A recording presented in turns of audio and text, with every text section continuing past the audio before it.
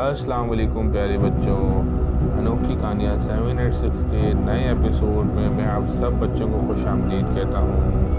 بھوت بنگلے کی پہلی اور دوسری ایپیسوڈ آپ بچوں نے سن لی تھی۔ آج میں آپ کو بھوت بنگلے کی تیسری اور آخری ایپیسوڈ سناؤں گا۔ یہ سن کر ظفر ایک مرتبہ پھر دہشت کے مارے بے ہوش ہو گیا، مگر پھر اسے ہوش آیا تو خوف سے اس کی آنکھیں پھیل گئیں۔ کمرے میں چراغ جل رہا تھا اور وہ ایک تابوت میں پڑا تھا۔ کمرے میں کوئی بھوت موجود نہیں تھا۔ وہ خوف سے کانپتا ہوا اٹھ بیٹھا، مگر یہ دیکھ کر اس کے اوزان خطا ہو گئے کہ تابوت کے قریب ہی فرش پر ایک بہت بڑی سیاہ مکڑی چل رہی ہے۔ مکڑی کی ٹانگیں 1 فٹ لمبی ہیں اور جسم مرغی کے انڈے کے برابر تھا۔ اس کی گول مول سرخ آنکھیں چمک رہی تھیں اور وہ تابوت کی طرف بڑھ ہی رہی تھی۔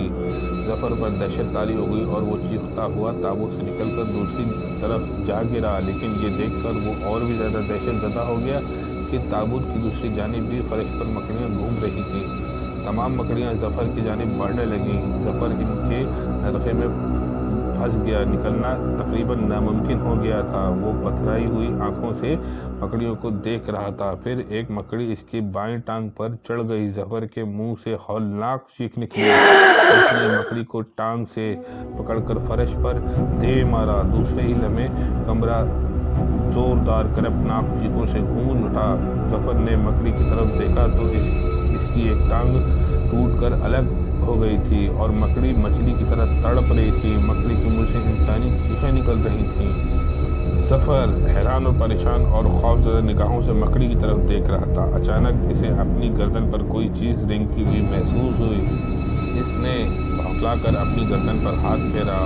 اسے پکڑ کر دیکھا تو وہ بھی مکڑی تھی جو اس کے عقب سے اس کی پشت پر چڑھ گئی تھی۔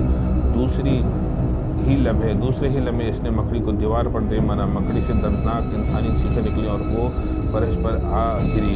اس نے گرنے سے ایسی آواز پیدا ہوئی کہ جیسے کوئی آدمی بلندی سے نیچے گرا ہو۔ مکڑی مر گئی، مگر اس کا جسم تیزی سے تبدیل ہونے لگا۔ ظفر نے خوفزدہ ہو کر پہلی مکڑی کی طرف دیکھا اور بے اختیار اچھل پڑا۔ مکڑی کی جگہ ایک کفن پوش تڑپ رہا تھا۔ ظفر نے جلدی سے دوسری مکڑی کی طرف دیکھا تو وہ بھی ایک کفن پوش بھوت کی شکل میں تبدیل ہو گئی تھی۔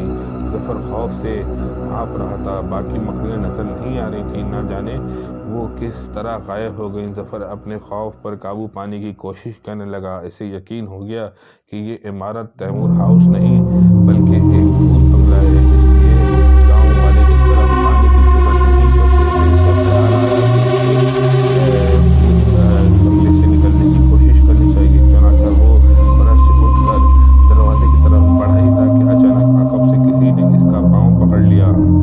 ظفر نے بھونکلا کر پیچھے دیکھا تو اس کے منہ سے بے اختیار چیخ نکل گئی۔ اس کا ہاتھ پکڑنے والا وہی بوڑھا گارڈ رام لال تھا جو تابوت میں لیٹا سفید چہرے اور بے نور آنکھوں سے اسے دیکھ رہا تھا۔ کہاں چلے ہو ظفر؟ میں تو یہاں ہوں، رام لال نے سخت لہجے سے پوچھا۔ کیا کہہ رہے ہو؟ ظفر نے خوف سے ہکلاتے ہوئے کہا۔ مگر کیا تم بھوت ہو؟ نہیں، میں زندہ مردہ ہوں، رام لال کے منہ سے آواز نکلی۔ میں امیر تیمور کا وفادار غلام ہوں، مگر تم یہاں کیوں مجھے لائے ہو؟ تم نے مجھ سے جھوٹ کیوں بولا، دھوکہ کیوں دیا؟ ظفر نے خوفزدہ لہجے میں کہا۔ بکواس مت کرو لڑکے، رام لال کے منہ سے غراٹ آمیز آواز نکلی۔ تم نے خود فرمائش کی تھی اس عمارت کو دیکھنے کی۔ ظفر اس کی ڈانٹ سن کر سہم گیا اور رام لال کی گرفت سے اپنا پاؤں چھڑانے کی کوشش کرنے لگا، لیکن رام لال کے ہاتھ کی گرفت اتنی سخت تھی کہ ظفر کو یوں محسوس ہوا جیسے اس کا پاؤں کسی آہنی شکنجے میں کسا ہوا ہو۔ ظفر ہر حالت میں اس بھوت بنگلے سے نکلنا اور بھاگنا چاہتا تھا۔ رام لال تابوت میں اٹھ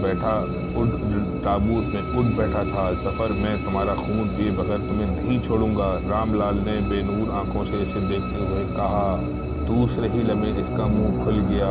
اس کے منہ میں لمبے لمبے نوکیلے دانت چمکنے اور نظر آنے لگے۔ اس کے خونخوار دانت دیکھ کر ظفر کے سامنے موت ناچنے لگی۔ پھر جو ہی رام لال نے اس کی پنڈلی میں اپنے دانت گڑانے کی کوشش کی، ظفر نے جی توڑ محنت کر کے اپنے پاؤں کو منہ کی ٹھوکر کی مدد سے رام لال کی جبڑے میں دے ماری۔ اپنے پاؤں کو رام لال نے چیختے ہوئے اس کا پاؤں چھوڑ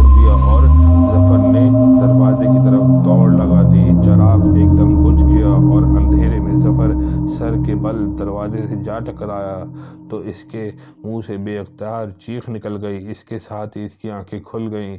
اس نے بوکلا کر ادھر ادھر دیکھا تو وہ رام لال ٹیکسی میں بیٹھا تھا اور ٹیکسی گاؤں کی طرف دوڑ رہی تھی۔